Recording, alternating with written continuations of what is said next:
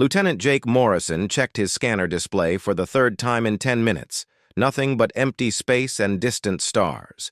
His small scout ship drifted along the border zone between human territory and Xylari space. 3 years of Cold War had turned this beautiful stretch of the galaxy into a place everyone avoided. Jake adjusted his course slightly and took a sip of cold coffee. Scout duty was boring, but it kept him alive. Better than the combat missions, his friends flew closer to the contested planets. The Xylari were dangerous. Everyone knew that. Reptilian warriors who showed no mercy and wanted humans gone from this sector. A blip appeared on his screen. Jake sat up straight and focused his sensors. Something was out there, drifting without power. He ran an identification scan and his stomach tightened. Xylari vessel. Small transport type. No weapons signature. His hand moved to the communication panel, ready to report it to command. Standard procedure said to mark the location and move on. Never engage with Xylari ships. Never give them a reason to start shooting. Then his scanner picked up something else. A distress beacon. Weak and stuttering, but definitely a call for help. Jake frowned and enhanced the signal. His computer translated the Xylari transmission. Life support failing. Emergency assistance needed. Jake knew what he should do. Report it and leave. The Xylari had their own rescue ships. This was not his problem. He started to punch in the command frequency code. Another signal came through. This one made his blood run cold. The automatic emergency system was broadcasting passenger information. 3 juveniles aboard. Children. The Xylari word translated clearly in his database. 3 children were dying on that ship. Jake stared at the screen. His orders were clear. Do not engage. Do not approach Xylari vessels. Maintain distance and report only. Getting involved could start a shooting war, could get him court-martialed, could get him killed. But there were children on that ship. He checked the area for other vessels. Nothing. The transport was completely alone, tumbling slowly in the darkness. Jake made his decision before he could think about it too much. He fired his maneuvering thrusters and set course for the damaged ship. As he got closer, he could see the hull damage. Something had torn through the transport's side. Debris floated around it in a small cloud. Jake tried to hail the ship on every frequency. No response. The main systems were dead or dying. He positioned his scout ship carefully against the transport's emergency airlock. This was the dangerous part.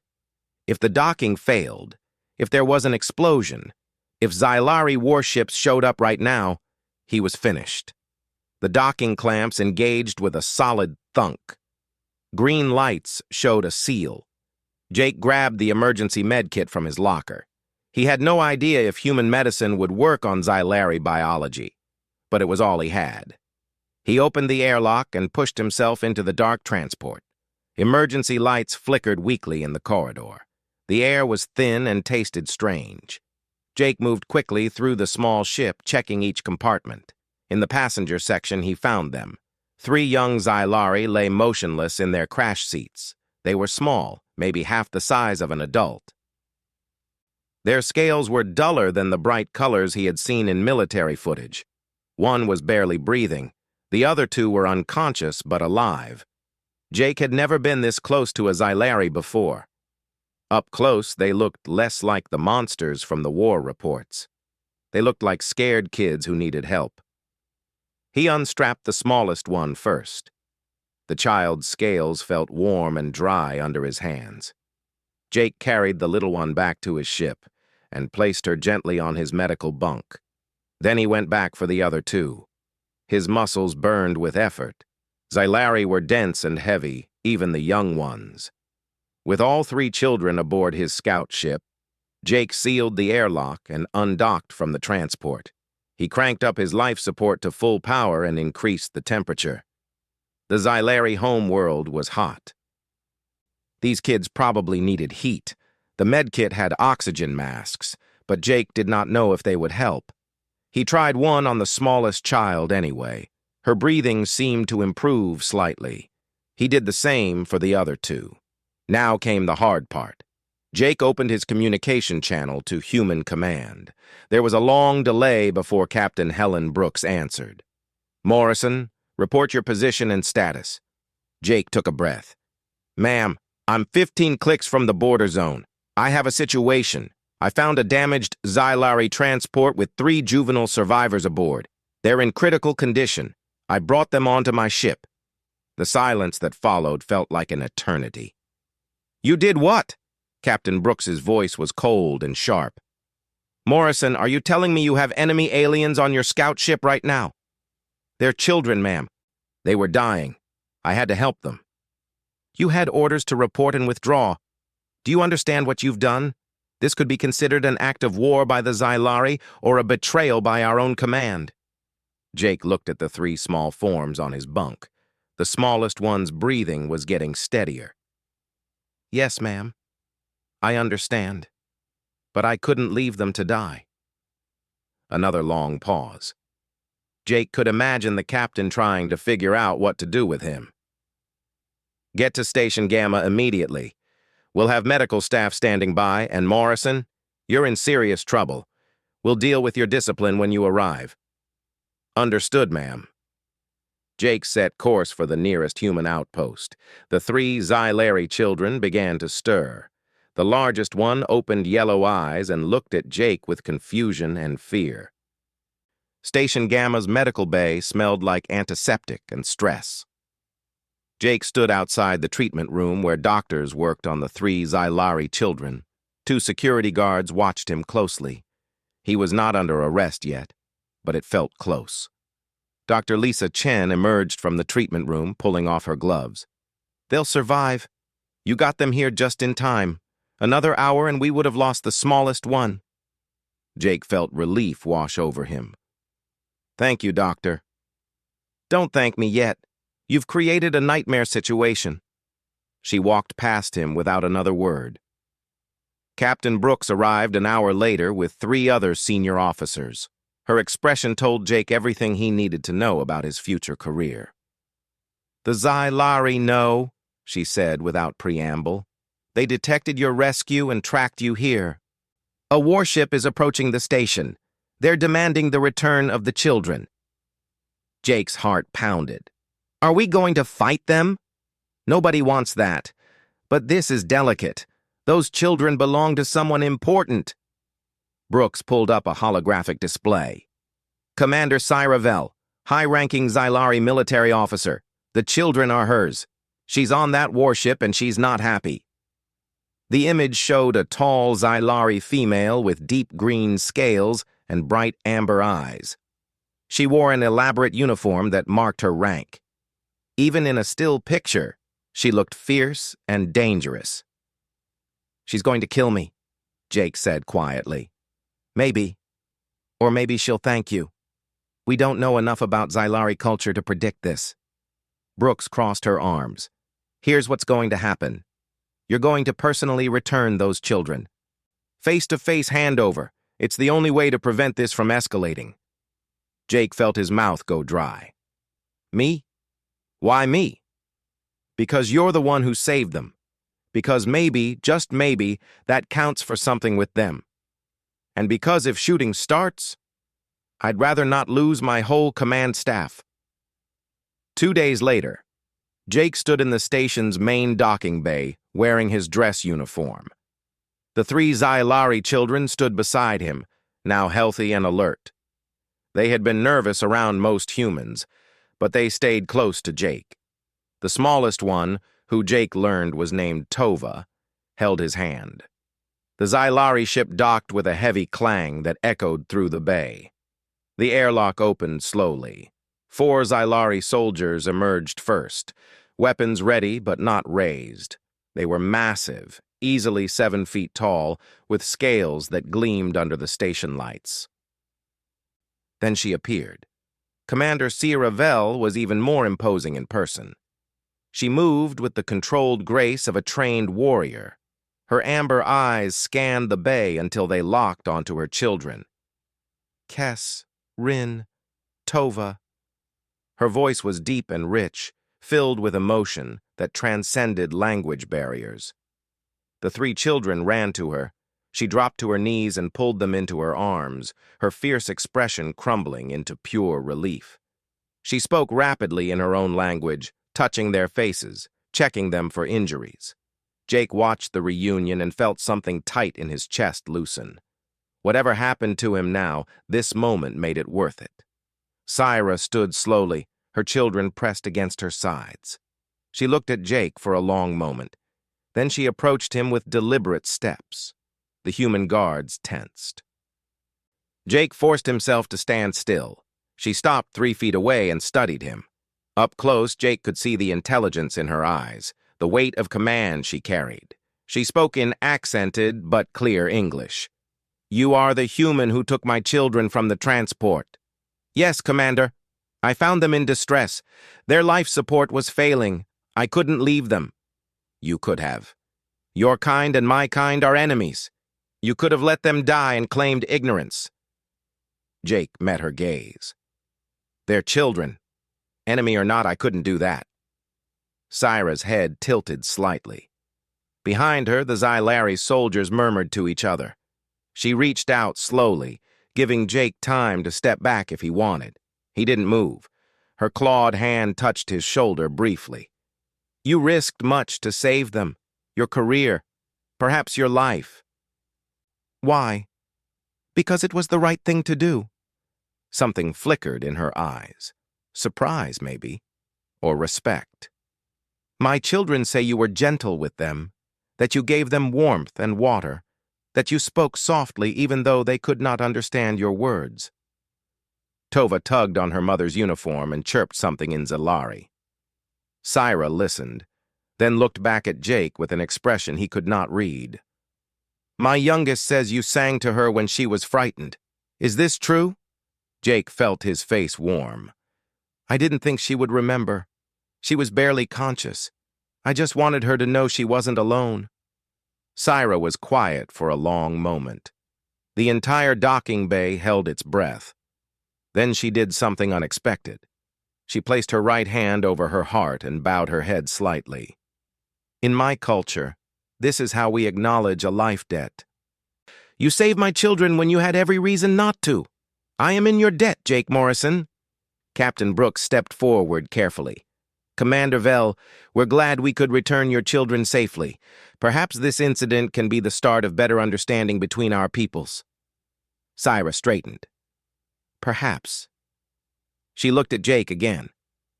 "I wish to speak with you privately, through translators. There is much I want to understand about the human who showed mercy when we have shown each other only war." Jake glanced at Captain Brooks, who nodded slightly. "I would be honored, Commander." Syra gathered her children and began moving back toward her ship. At the airlock, Tova broke free and ran back to Jake. She wrapped her small arms around his leg and chirped something that sounded like goodbye. Then she ran back to her mother.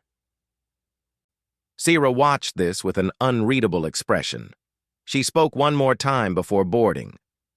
"We will meet again, Jake Morrison. This I promise you." 3 months passed like a strange dream. Jake faced 2 weeks of disciplinary hearings, where officers debated whether he was a hero or a traitor. In the end, they cleared him of all charges but reassigned him to the diplomatic corps. No more scout missions. Now he pushed papers and attended boring meetings about peace negotiations that went nowhere. He tried not to think about Commander Syra Vell and her children. But late at night, he wondered if they remembered him, if Tova still sang the little song he had hummed to her. Then everything changed on a Tuesday morning. Captain Brooks called Jake to her office with unusual urgency. When he arrived, she had a strange expression on her face. Half confused, half amused. "We received an official communication from the Xylari High Council," she said, sliding a data tablet across her desk. "They're requesting personnel for cultural exchange talks at Neutral Station 7. Specifically, they requested you by name." Jake picked up the tablet and read the message twice. "They want me? Why?" The request came through Commander Syra Vell's office. She's been promoted to the Xylari delegation for peace negotiations. Apparently, she specifically asked for you to be part of our team. I don't understand. I'm not a diplomat. I barely passed my xenocultural studies course. Brooks leaned back in her chair. Maybe that's the point. You didn't save those children because of training or protocol. You did it because you saw them as people. Maybe that's what she wants. 2 weeks later, Jake stepped off a transport at Neutral Station 7. The station floated in unclaimed space, built specifically for meetings between humans and Xylari. Half the station followed human design. The other half matched Xylari preferences, hotter and more humid. A junior diplomat named Kevin Carter met him at the airlock. Lieutenant Morrison, welcome. The Xylari delegation arrived yesterday. Commander Vell asked to be notified the moment you got here. Jake's stomach fluttered nervously. Is that normal? Nothing about this is normal. We've been trying to get meaningful talks going for 2 years. Then suddenly the Xylari agree and request you specifically. Command thinks you might be the key to making this work. They walked through the human section toward the conference areas. Kevin briefed him on protocols and expectations. Jake barely heard half of it. His mind was racing with questions about what Syra wanted from him. The conference room sat exactly on the border between human and Xylari sections. The temperature was a compromise that left everyone slightly uncomfortable. 3 human diplomats sat on one side of a large table. The Xylari side was empty when Jake arrived. They'll be here in 10 minutes, Kevin whispered. Just follow our lead and try not to say anything that could offend them. Jake nodded and took his seat. His dress uniform felt too tight. He tried to calm his breathing. The door on the Xylari side opened. 4 guards entered first, scanning the room with professional wariness. Then Syra walked in, and Jake forgot to breathe. She wore robes instead of her military uniform, deep blue fabric that seemed to shimmer when she moved. Her scales had been polished until they gleamed. She looked regal and powerful, every inch a commander. Behind her came 3 smaller figures, Kes, Rin, and Tova. The children had grown in 3 months. Their scales were brighter, their movements more confident. Tova saw Jake first and made a happy chirping sound. Syra said something sharp in Xylari, and the children settled down, but they kept staring at Jake with obvious excitement. The senior human diplomat, Ambassador Patricia Wells, stood and bowed slightly. Commander Vell, welcome. We're honored to continue these important discussions. Syra returned the bow with precise formality. Ambassador Wells, thank you for accepting our invitation. Her eyes moved to Jake. And thank you for bringing Lieutenant Morrison. He's here as you requested, though we're curious about his role in these negotiations. His role is simple. He showed my people that humans can be trusted, that they can show mercy even to enemies. I want him here to help me show my people the same truth. The first meeting was awkward and formal. Both sides danced around real issues, testing boundaries, measuring responses. Jake said almost nothing, just watched and learned. But several times, he caught Syra looking at him with an expression that seemed almost curious. When the session ended, Syra approached him directly. The other diplomats stepped back, giving them space. Walk with me, Jake Morrison. The children would like to see you properly. They moved to a neutral observation deck that looked out at the stars. Tova immediately grabbed Jake's hand, chattering in Xylari. Syra translated. She says you are taller than she remembered, that your voice is the same as the one in her dreams. Jake knelt down to Tova's level. I'm happy to see you too, little one. You look so healthy now. Kes and Rin came closer, less bold than their sister, but clearly interested. Jake spent the next hour with them, playing simple games and trying to communicate across the language barrier. Syra watched with an intensity that made him hyper-aware of every movement. Finally, the children were called away by a Xylari attendant. Jake and Syra stood alone on the observation deck. "You want to know why I requested you?" Syra said. It was not a question. "Yes, I'm not important. I'm just a pilot who happened to be in the right place." "Wrong. You are the human who changed everything for me." She moved to the window, looking out at the darkness. "When my mate died in a battle with your people, I hated all humans. I wanted revenge. I wanted your entire species gone from our space." Jake stayed quiet, sensing she needed to speak. "Then you saved my children. A human showed them more kindness in one day than I had shown your kind in 3 years of war." Syra turned to face Jake, her amber eyes reflecting the starlight. "You shattered everything I believed about your people. I could not sleep for weeks, trying to understand why you did it." Jake shifted uncomfortably. "Anyone would have done the same." "No, they would not have. Many of my own people would have left human children to die in that same situation. War makes us cruel, makes us forget that our enemies breathe and bleed and love just as we do." She paused. "You helped me remember." The weeks that followed settled into a strange rhythm. Days were filled with formal negotiations between the diplomatic teams. Progress was slow. Decades of mistrust could not vanish overnight. But small steps happened. Trade agreements were discussed. Communication protocols were established. Prisoner exchanges were planned. The evenings belonged to Jake and Syra. They met in the neutral zones of the station, often with the children present. Syra taught Jake about Xylari culture, how they valued honor above all things, how family bonds were sacred, how they mourned their dead with fire ceremonies that lasted 3 days. Jake shared human customs in return. He told her about Earth's oceans, which fascinated her since the Xylari homeworld had mostly deserts. He explained human music and art. He taught Tova simple songs in English, which she sang with an accent that made everyone smile. One evening, they sat together in the station's garden section. The children played nearby under the watchful eye of guards from both species. Syra watched them with an expression of peace Jake had never seen before. "My mate's name was Kavor," she said suddenly. "We grew up together, trained together. He was strong and brave and kind. When he died, I thought my heart died with him." Jake did not know what to say, so he just listened. "He was killed in a border clash near the Centauri sector. The report said humans attacked without warning, that your ships fired first." She looked at Jake. "I learned later this was not true.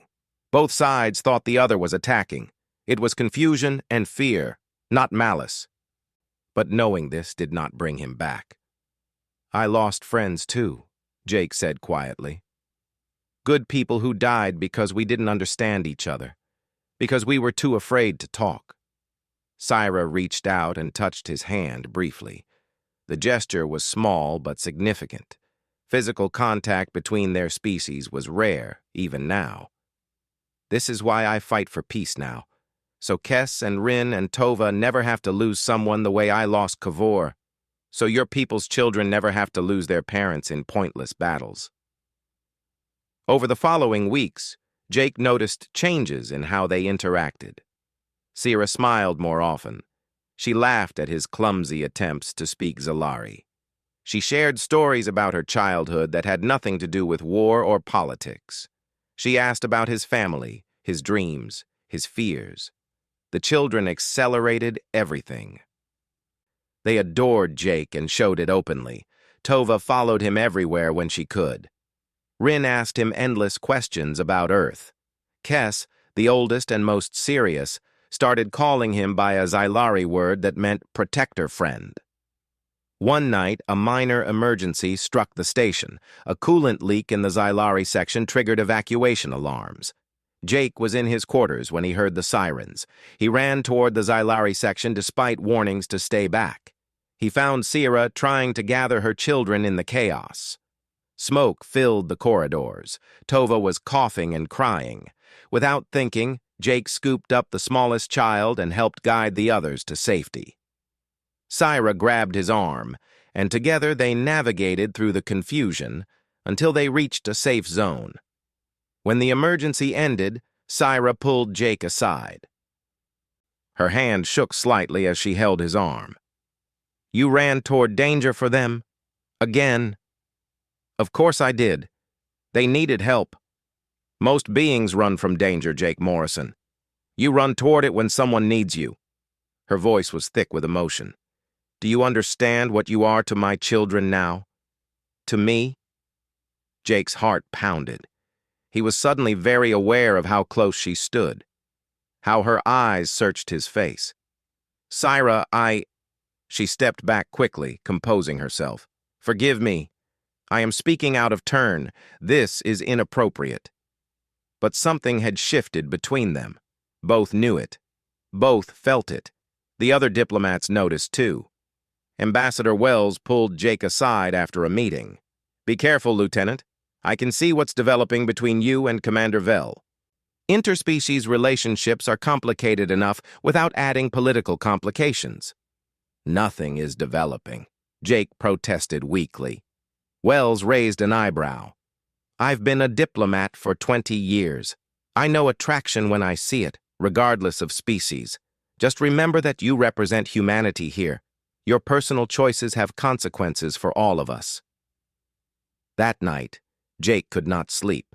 He kept thinking about Syra's words, about the way she looked at him, about how natural it felt to be with her and the children. A message came through on his personal communicator. Private channel. From Syra. "Meet me in observation deck 3. Alone. We need to talk." Jake's hands trembled as he dressed and made his way through the quiet station. The observation deck was empty except for Syra, who stood silhouetted against the stars. "I have been dishonest with you," she said without preamble. "I requested you for these negotiations, yes, but not just for peace talks. I needed to see you again, to understand these feelings that confuse me." Jake moved closer. "What feelings?" "Gratitude became respect. Respect became friendship. And friendship has become something else. Something I did not expect. Something impossible." She turned to face him fully. "In my culture, when someone saves your family, they become part of that family if both choose it. My children already see you this way. And I—" She stopped, struggling with words. "I feel it too," Jake admitted. "I don't know what it means or how it could work, but I feel it." Syra closed her eyes. "This is foolish. We are different species, different worlds. Our peoples barely trust each other." "I know. You could never truly be part of my life. I could never be part of yours." "I know. Then why does my heart refuse to accept this?"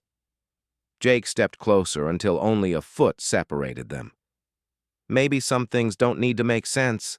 Maybe some things just are."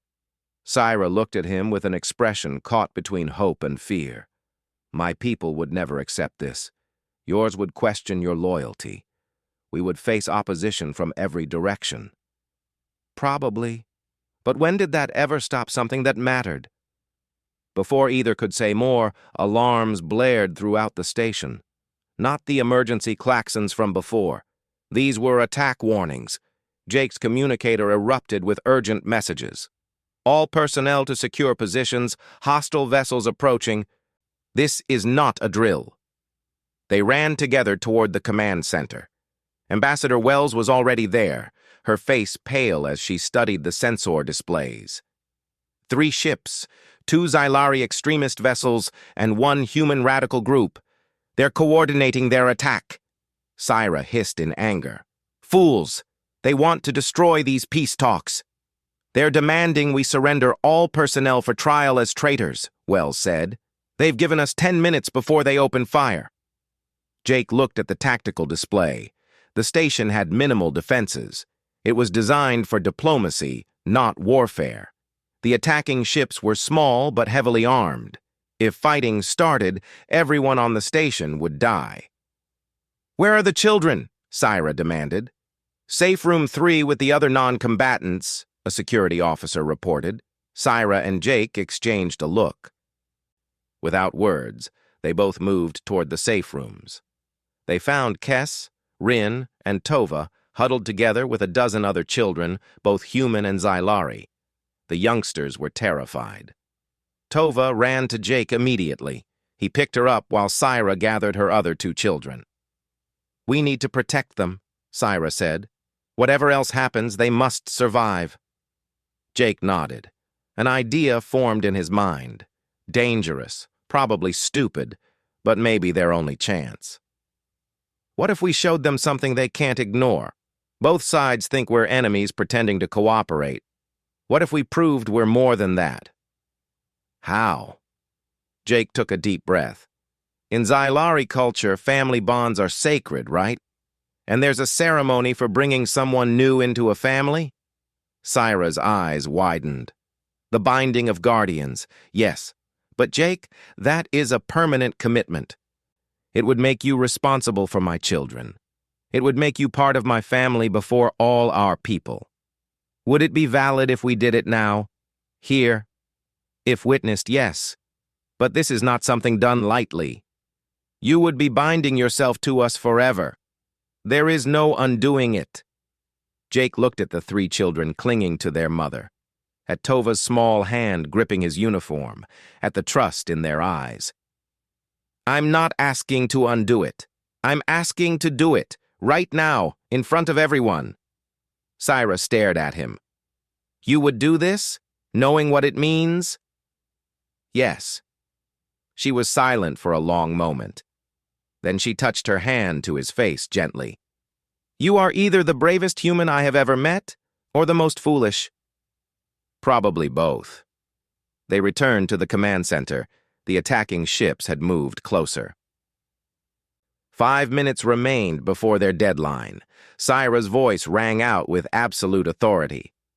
Open all channels. Broadcast to the attacking vessels and to our home governments. Now!